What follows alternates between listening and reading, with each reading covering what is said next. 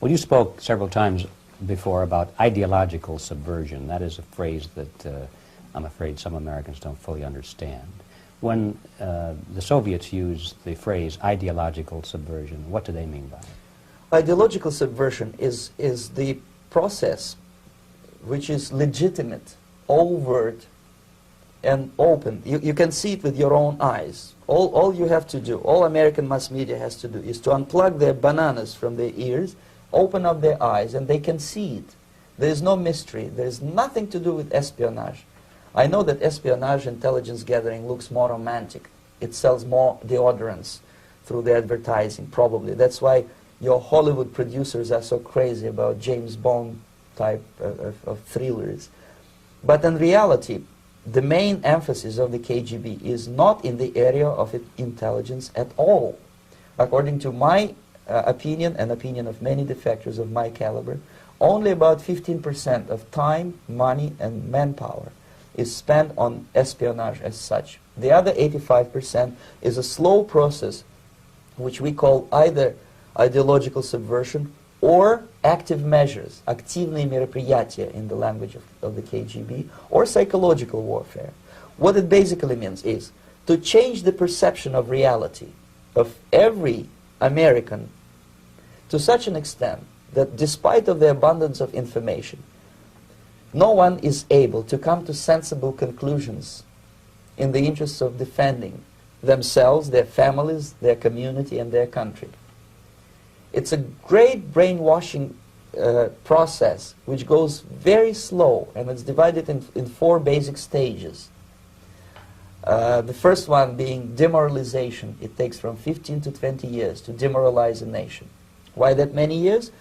Because this is the minimum number of years which requires to educate one generation of students in the country of your enemy, exposed to the ideology of the enemy. In other words, Marxism-Leninism ideology is being pumped into the soft heads of at least 3 generations of American students without being challenged or counterbalanced by the basic values of Americanism, American patriotism. The result you can see. Most of the people who graduated in the 60s, dropouts or half-baked intellectuals, are now occupying the positions of power in the government, civil service, business, mass media, educational system. You are stuck with them. You cannot get rid of them. They are contaminated. They are programmed to think and react to certain stimuli in a certain pattern. You cannot change their mind, even if you expose them to authentic information, even if you prove that white is white and black is black, you still cannot change the basic perception and the logic of behavior.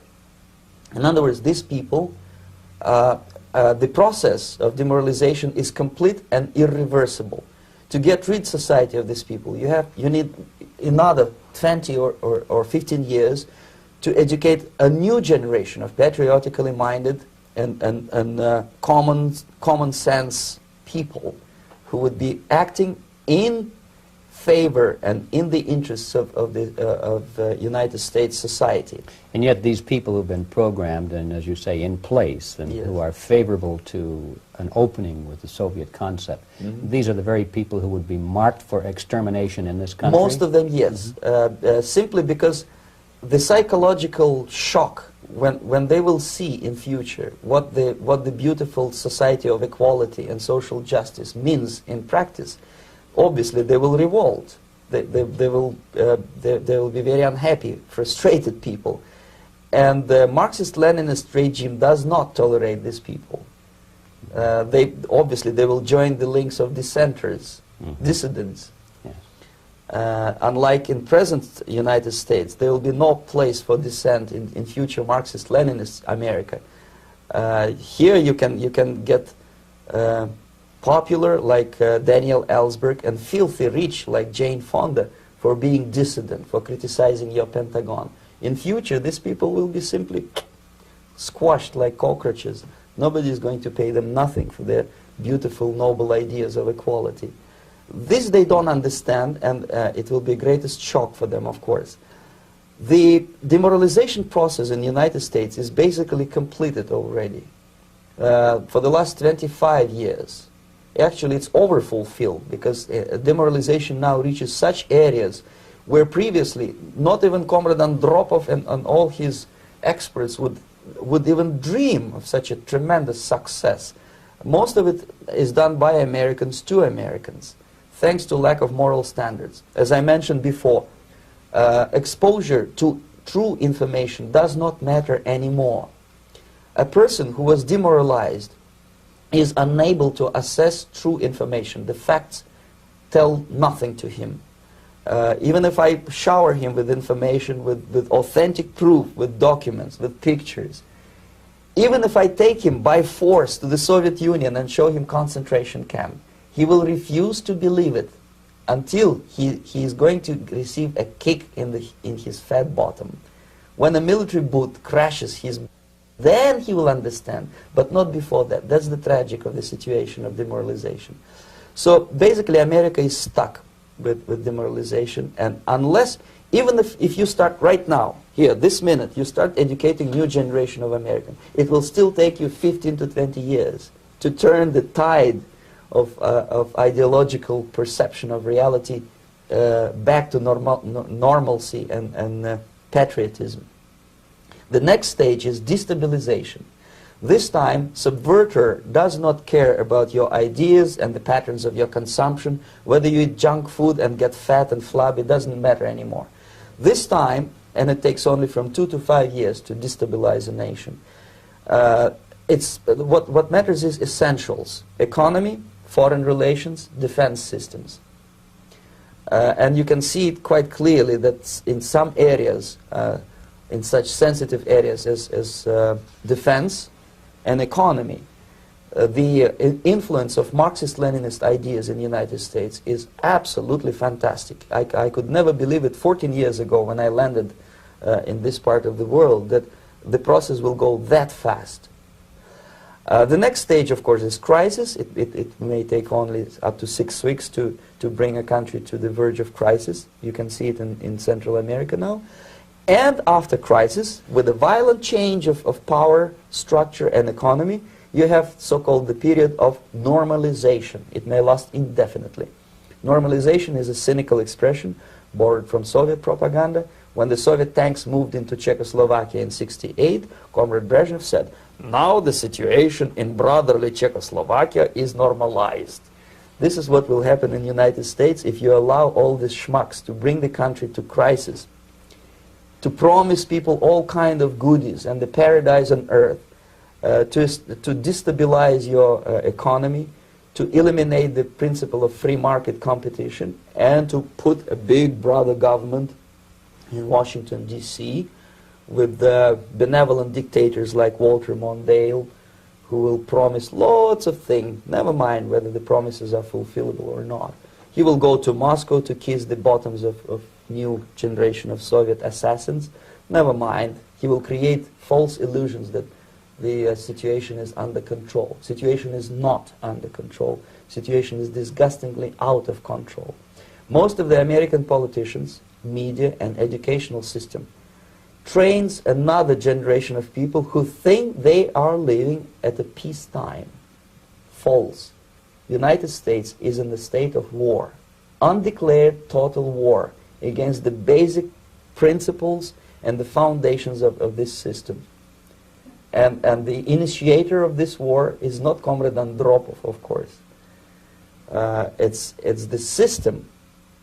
However ridiculous it may sound, the world communist system, or the world communist conspiracy, whether I scare some people or not, I don't give a hoot. If you are not scared by now, nothing can scare you. But you don't have to be paranoid about it. What actually happens now, that unlike myself, you have literally several years to live on unless the United States wake up. The time bomb is ticking. With every second, the disaster is coming closer and closer. Unlike myself, you will have nowhere to defect to, unless you want to live in Antarctica with penguins. This is it. This is the last country of freedom and possibility. Okay, so what do we do? What is your recommendation to the American people? Well, the immediate thing that comes to my mind is, of course, There must be a very strong national effort to educate people in the spirit of real patriotism, number one. Number two, to explain them the real danger of socialist, communist, whatever, welfare state, big brother government. If people will fail to grasp the impending danger of that development, nothing ever can help United States. You may kiss goodbye to your freedom, including freedoms to homosexuals, to prison inmate. All this freedom will vanish, evaporate in 5 seconds, including your precious lives. The second thing, the moment at least part of the United States population is convinced that the danger is real, they have to force their government. And I'm not talking about sending letters, signing petitions, and all this beautiful, noble activity. I'm talking about forcing United States government to stop aiding communism. Because there is no other problem more burning and urgent than to stop the Soviet military-industrial complex from destroying whatever is left of the free world. And it is very easy to do. No credits, no technology, no money, no political or diplomatic recognition, and of course no such idiocy as grain deals to USSR. The Soviet people, 270 millions of Soviets, will be eternally thankful to you if you stop aiding a bunch of murderers who sit now in Kremlin and whom President Reagan respectfully calls government. They do not govern anything, least of all such complexity as the Soviet economy. So two very simple, maybe too simplistic answers or solutions, but nevertheless they are the only solutions. Educate yourself, understand what's going on around you. You are not living at a time of peace. You are in a state of war, and you have precious little time to save yourself. You don't have much time, especially if you are talking about young generation. There's not much time left for convulsions to the beautiful disco music. Very soon it will go, just overnight. If we are talking about capitalists or wealthy businessmen, I think they are selling the rope on which they will hang very soon. If they don't stop, if they cannot curb their unsettled desire for profit, and if they keep on trading with the monster of the Soviet communism, they are going to hang very soon. And they will pray to be killed, but unfortunately they will be sent to Alaska probably to manage industry of slaves. It's simplistic. I know it sounds unpleasant. I know Americans don't like to listen to things which are unpleasant. But I have defected not to tell you the stories about such idiocy as microfilm, James Bond type espionage. This is garbage. You don't need any espionage anymore. I have come to talk about survival. It's a question of survival of this system. You may ask me, what is it in for me? Survival, obviously, because unlike, as I said, I am now in your boat. If we sing together, we'll sing beautifully together. There is no other place on this planet to defect to.